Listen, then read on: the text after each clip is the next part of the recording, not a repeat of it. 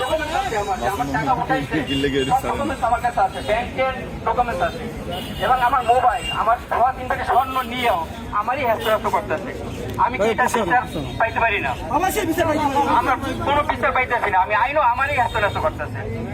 আপনার মতো আমি ভুক্তভোগী আমি পরকীয়া ব্যভিচার শাস্তি কেন একজনের পরকীয়ার ব্যভিচার ফারজানা মিমের শাস্তি চাই, বিচার চাই ফারজানা মিমের শাস্তি চাই, বিচার চাই পরকীয়া ব্যভিচার শাস্তি কেন একজনের পরকীয়ার ব্যভিচার শাস্তি কেন একজনের ফারজানা মিমের শাস্তি চাই, বিচার চাই শাস্তি চাই বিচার চাই ফারজানা মিমের শাস্তি চাই, বিচার চাই সেই নারীকে কেন্দ্র করে আজকের এই উপস্থিতি, সেই নারী সম্পর্কে এখন বক্তব্য রাখবেন ফারজানা মিমের ভুক্তভোগী স্বামী মোহাম্মদ ইমরান হোসেন।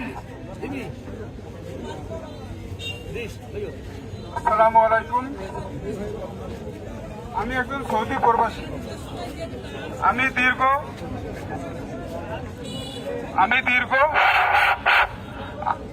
দীর্ঘ 2 বছর প্রবাস গমন করি। প্রবাস গমন করাকালীনে আমার যত সমস্ত আয়ের উৎসের টাকা, সম্পূর্ণ টাকা আমি আমার ওয়াইফ ফারজানা মিমের অ্যাকাউন্টে পাঠাই। সে তার পরকীয়া প্রেমিক রুহুল আমিনকে নিয়ে আমার সমস্ত টাকা পয়সা নিয়ে পালিয়ে যায়। এক পর্যায়ে আমি এলাকার গণ্যমান্য ব্যক্তিবর্গের সাথে কথা বলার পরে তারা কোনো সমাধান করতে না পারে আমি এক পর্যায়ে আইনের শরণাপন্ন হই। মামলা করার পরে ফারজানা আক্তার মিম এবং পরকীয়া প্রেমিক রুহুল আমিনের 2 জনের নামে ওয়ারেন্ট হয়। ওয়ারেন্ট হওয়ার পরে পরকীয়া প্রেমিক রুহুল আমিনকে গ্রেফতার করার পর ফারজানা আক্তার মিমকে তার পরিবার উক্ত ঘটনা থেকে রেহাই দেওয়ার জন্য ডিভোর্স না দিয়ে বিয়ে করা কথিত স্বামী জাহিদুল ইসলাম জাহিদের সাথে বিবাহ দেন। বিবাহ দিয়ে বরিশাল পলাশপুর গোপনে এক বাসায় রাখেন। তারপর উক্ত ঘটনাস্থলে আমি এবং আমার মা ওই জায়গায় গেলে ফারজানা আক্তার মিমকে পুলিশ অ্যারেস্ট করে। ফারজানা আক্তার মিম 12 থেকে 13 দিন জেল খাটার পর